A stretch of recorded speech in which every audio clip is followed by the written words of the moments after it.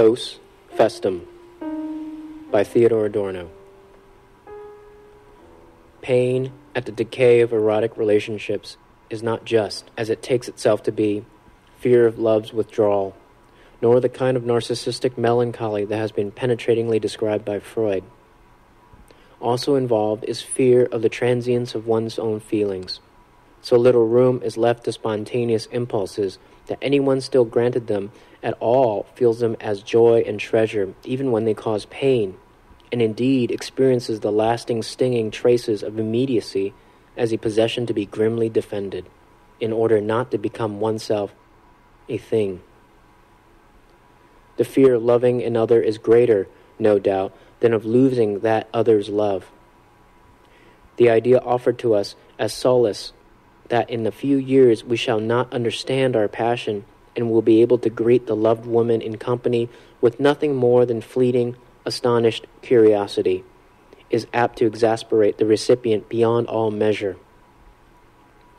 That passion, which breaches the context of rational utility and seems to help the self to escape its monadic prison, should itself be something relative to be fitted back into individual life by ignominious reason, is the ultimate blasphemy. And yet inescapably passion itself, in experiencing the inalienable boundary between two people, is forced to reflect on that very moment, and thus, in the act of being overwhelmed by it, to recognize the nullity of its overwhelming. Really, one has always sensed futility. Happiness lay in the nonsensical thought of being carried away. And each time that went wrong was the last time, was death.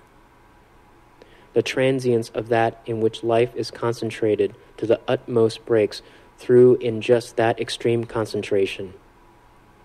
On top of all else, the unhappy lover has to admit that exactly where he thought he was forgetting himself, he loved only himself.